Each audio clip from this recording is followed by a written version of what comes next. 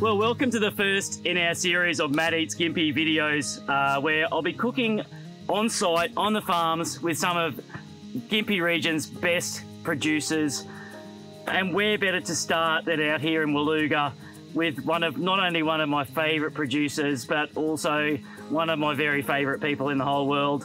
I'm out here at Petersen's farm, and today I'm going to be cooking up a storm with Cecilia Diaz Petersen. Come on in, CC. I've known CC. How are you? Good, mate. I've known CC for probably about 4 or 5 years now, I suppose, and we've become very good mates. Our love of food and cooking is very much mutual, and the thing I love about speaking to CC and working with her as a producer is that I'll send her a message if I'm doing a dinner and I want to showcase what's happening in the Gympie region. I'll send her a message on my phone and I say, CC, what have you got today? What have you got growing on the farm this week that I can use in this particular dinner? And she sends me back a list of 50 different ingredients that I've got to use, and they're always interesting things, and that's what I love about this place. I've got snake beans, I've got okra, I've got green zebra tomatoes, carambolas, tomatillos, all these things that you just don't see this sort of thing in the supermarket. And what it means is that I've got interesting things to work with as a chef, and I learn from using them as well. Things like bitter melon, beautiful product that we just don't use enough of. Now the thing, I'm going to cook up a stir-fry dish with prawns from Tin Can Bay. I'm going to add as much of this stuff on this table as I can into it in the time I've got. But the big star of the show here is going to be rosellas, because that's what these guys do so well out here. We're in amongst the rosellas here, and if you have a look, I'll grab a flower and I'll grab some fruit. And as you can see straight away by looking at the flower, that this is a type of hibiscus, isn't it? It sure is. Yeah, so the beautiful hibiscus flower, very much like the okra. If you have a look at those two together, they're very similar fruits, and they're from the same family, aren't they? Sure are. Okra and rosella. So what I'm going to do is I'm going to use some rosella's fruit in the stir fry. I'm going to use some of your rosella chili sauce. Yum, yum. And I'm going to use some of the leaves as well, because the leaves are edible, aren't they? Sure are. And they've kind of got, I would liken it to being almost like sorrel. In it's kind of that sourness that you get. It's got almost a lemony flavour to it. So, and then sweetness. And sweetness, yeah. So we'll throw some of that in as well. Now, rosellas have been your love of, for the last 5 or 6 years, and you've just been developing all these great recipes to the extent that you've now built a giant rosella on the top of your fruit stall. Yeah. And you have a rosella festival here every year. That happens in May, doesn't it? That's Beginning right. of May? 5th of May. Okay, and tell me, I have a love of rosellas as well. One of my very first memories ever of cooking was sitting around the kitchen table with my family, peeling the outside fruit off and keeping the pods, putting them into water and boiling them up to get the pectin out. Yes. And making rosella jam. Exactly. And rosellas are a big part of Australian culture, aren't they? They're not Australian. We almost take them on as being a native, a little bit like Russell Crowe, don't we? Yes. And that we think that they're ours, but they're actually not. They're from Africa, is that right? That's right. So, and they sort of ended up here, I guess, by default. The story I've heard is that rosellas, because of the style of plants they are, when early explorers would travel around the world, they'd actually plant rosella plants because they're quite good for rope. Yeah. And so there's wild rosellas all over the world now, yeah, because they plant these plants in case they ever needed to make rope, and so we kind of, because they're wild here in Australia, a lot of places where I guess we've accepted them as our own. Now I'm here standing here drinking my Viva Rosella drink. You've developed so many different products with these rosellas though now, haven't you? And every time I see you, you've got a new thing for me to try. Yes. So can you tell us, tell us some of the different things that you've come up with rosellas.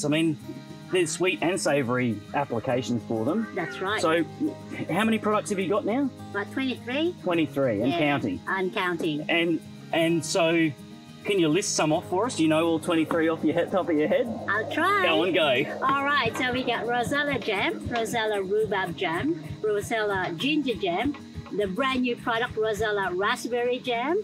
We've got Rosella jelly. We've got Rosella jam for ham, Rosella chutney, Rosella chili jam. We've got Rosella sugar-free jam. We've also got the Rosella in syrup, Rosella chili sauce, Rosella sauce, Rosella cordial, Viv, which is the Rosella sparkling soda, Rosella vinegar, Rosella snack pack. We got Rosella tea. We got Rosella salt. And we've got Rosella iced tea as well. Wow, I love the Rosella tea. The dried Rosellas are one of my favourite things to use, not just for making tea, but for other things. You soak them in water and you've got just pure Rosella pulp to use. That's right. I love that. I love that product. I think that's so special. Now, I've just started cooking up here some stuff. You've got all these different types of chilies. You do a lot of chili sauces as well, don't you? Yes. That's one of your big things. These ones, I'm too afraid to even touch it. What do you call these ones? They are yellow jacks. Yellow jacks, okay. Yep. And these ones? Wicked. Okay. And so how many, you've got green chilies. How many different chilies do you grow here? 7. 7, okay. Yes, so we've got jalapenos as well. And varying states of hotness, I imagine. That's right. So, Cece, one of the great things about you having a farm out here with all this great produce and having a little kitchen on site is that the stuff that you don't want to send away to the markets, and you send a lot of this stuff away straight into the Brisbane markets, don't you? Your Rosellas, your okra, all that sort of thing goes straight down there. But if you want to value add something, if you've got a surplus of something or suddenly the price of something drops, you can just turn it into something interesting. And you're always, not only the Rosellas, but you're always coming up with products that are new and interesting. And you've developed a real following, haven't you? You've got a bit of a cult following amongst the community for people always wanting to know what's CC up to next. And so, how do you get inspired for that? What do you just have a surplus of something and go, righto, I'll go in and have a play with it and see what I can come up with that's nice and interesting? And do you test it out on Greg? Yeah, especially with the chili sauce. Is he a tough critic? Yeah, he would be my toughest critic, and my father-in-law, they're pretty straightforward. Yeah. They'll let you know if it's good or if it needs a bit of adjustment. They'll tell you pretty quickly. Oh yeah, I'm sure they don't hold back any punches, do they? No, that's family for you. They'll be straight to you. That's right. But I think I get inspired from my background being Filipino. I grew up in an environment where we don't waste anything. Yep. There's a lot of unfortunate people out there, and I know what it's like when people have got no food, and yet then I come from this culture, and then living out here at the farm, I've seen how there's so much waste. Like if this chili is a little bit bent, or it's got a little bit of a rot at the bottom, it normally gets thrown out in the paddock. That's right. And for me, I'm thinking, alarm bells goes on and saying, no, you can't do that. There's something else I can do. So I try to. Very sad, isn't it? I've tried to. I suppose I try to save as much produce as I can, and if it means me freezing or drying the chilies for now until I come up with an idea. And it happens, and it really helped us a lot in the drought times when we don't have a lot of crop. Somehow the value adding has become a source of income for us. As you know, the bills don't stop coming. So that's right. And farming's not an easy business, is it? I mean, you're reliant on so many different things. You have not enough water, too much water, hail, too much heat, not enough heat. You know, it goes on, doesn't it? And there's always something you're up against with farming, and to have that, it's so good, and it just adds an extra element to your business as well, doesn't it? It keeps you interested in what you're doing. Well, pretty much at this point in time, the value-adding side is providing us the income more than the farm, because at the end of the day, there are things that we can't control, as you said, with the farm, but with being in the kitchen, I can control. We can keep up with the consistency of production. So, and that means even if it rains or we get a storm, I can keep cooking in the kitchen and we can keep delivering. That's right. So for us, it's also become almost the main part of our business, and yet it gets me to keep playing all the time. Yeah, that's right. You know, so for me, this is just really a dream come true. I mean, I know it's a bit of a cliche, but it is really the truth. You know. Yep. And you, let me get this story straight. You were already making products for the markets and selling them.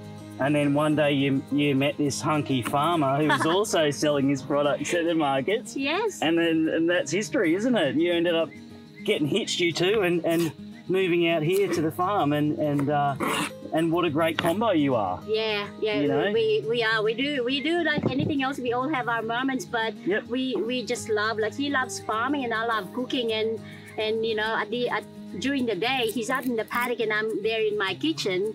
And we meet at lunchtime or smoker, but we get to talk about where we're heading. Yeah. So, that's you know, really good, isn't it? just as much as we have each other's back. If I need a bit of help in the kitchen, and if it's a rainy day, he can help me out. And if I need, and he needs speakers, I can go out there and do it. Yeah, that's right. So, And how is he in the kitchen?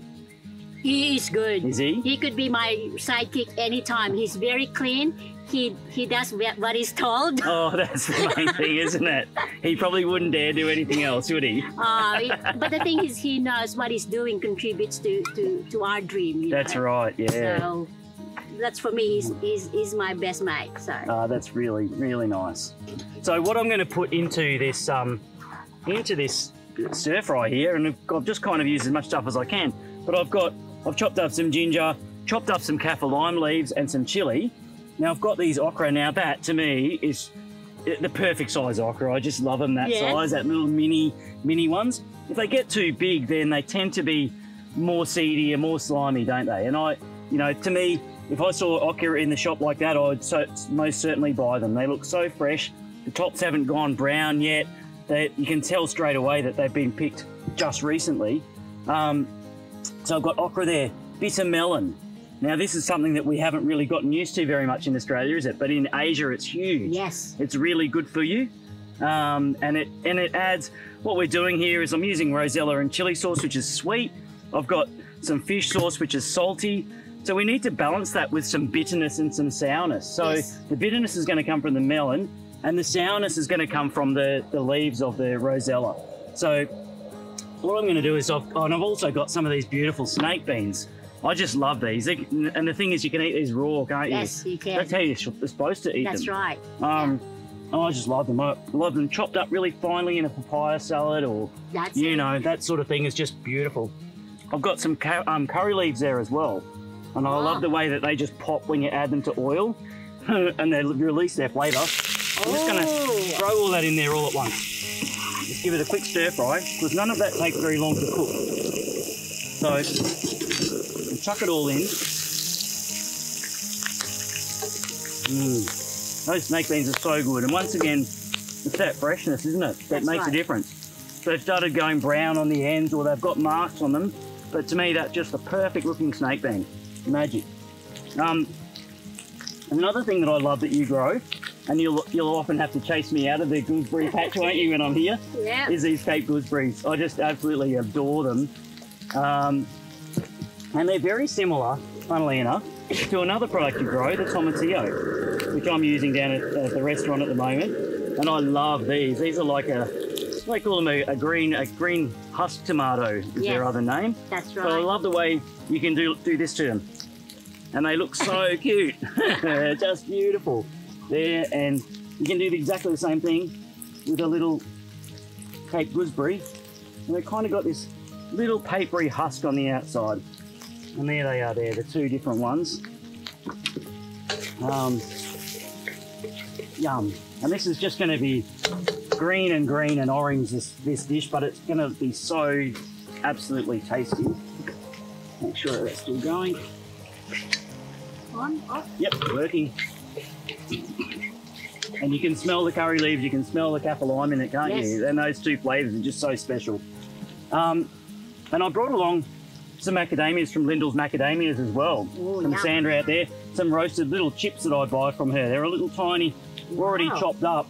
So I don't have to, I can just put them in the oven and roast them for 5 minutes, and I've got perfect little chips of roasted macadamia.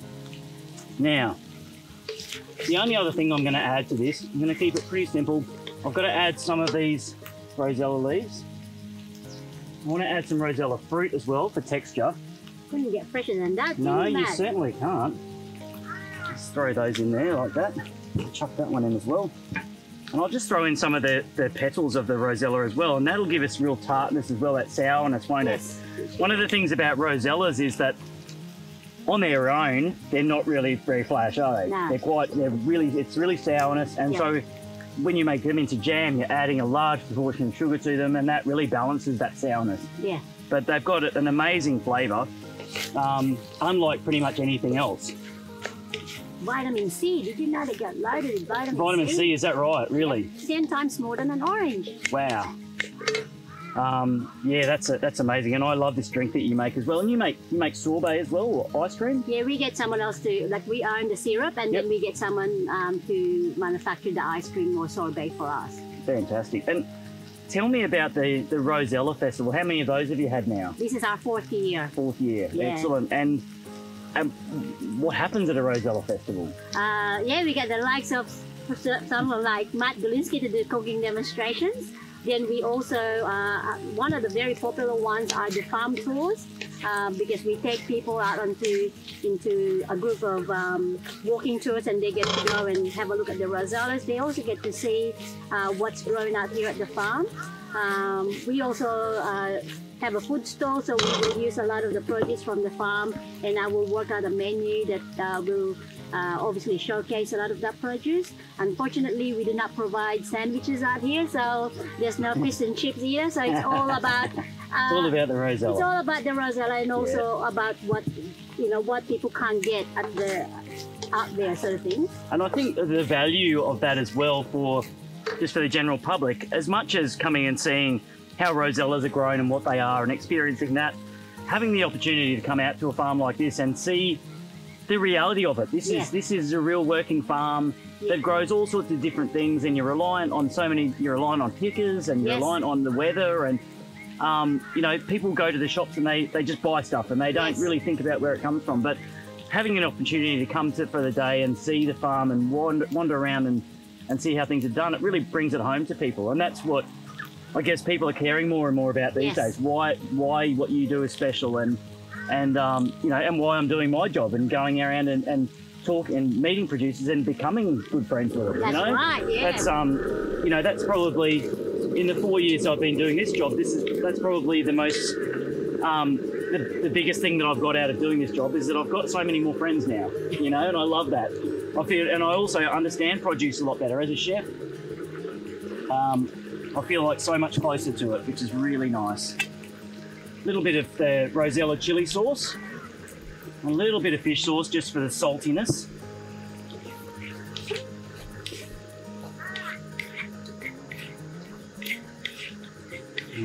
So it tastes.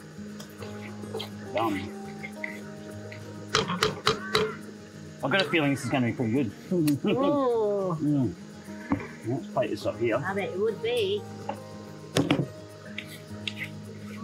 Smell. You realise I was just watching you how to do that? Oh no, you're ripping me off, are you? Great. Oh, it would be my next dinner. Now, you're from the Philippines, right? Yes. How long have you been in Australia for? 31 years. Wow, yes. Far out. I'm almost an Aussie. Oh, I think we'll keep you. And you still keep a lot of those Filipino traditions though in your cooking alive. Yes. You cook like that every day, would you say? You make, you're cooking for a couple of old farmers up here. Do they want steak and veg, or do they embrace the fact that you've got all these great skills and you can feed them really well? You know what? Funny enough, they really embrace it.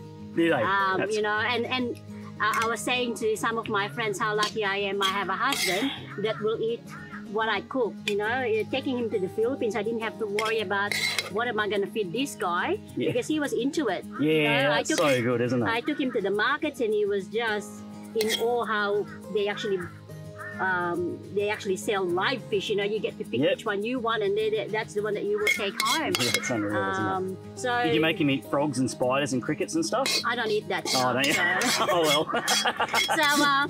But he's certainly very open-minded, and he's up for new flavors. And that's really good, isn't it? And the fact that we grow it here as well. Yeah, it'd almost be criminal not to be into it if you're growing all this stuff as well. Yes. And what have you had an influence on what gets grown here as well? I mean, do you say to the boys, hey, throw in a patch of bitter melon, please? Or were they already doing that? They were already doing it, but probably not in a scale. Like the rosellas, I think they were only growing about 500. Yep. And then when I came along, when I ran out of rosellas, I sort of said, in a nice way, well, next year we're gonna have to have double more than that. So, and then when this inspiration about the big rosella happened, then of course we had to plant more. So in some sense, I am also part of the business, so I do have a bit of a influence. This way, yep. But it's obviously for us to evolve, we gotta listen to what the public is after. Absolutely.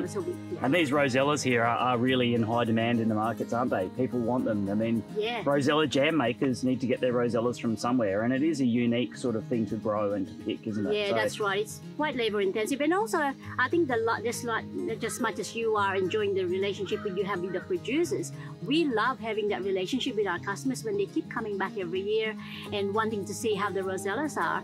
And you know what? It becomes such an enjoyable part of what we do. Yeah, it's fantastic, and you do it so well. Thank you, CC. Thanks for having me on the farm. Thank you so much. It's always good to come out here. Yeah. There's my dish. I think we might sit down and eat this. Yeah, why not? Fantastic. Well, thank you for having me. No worries. And thanks everybody for watching. See ya.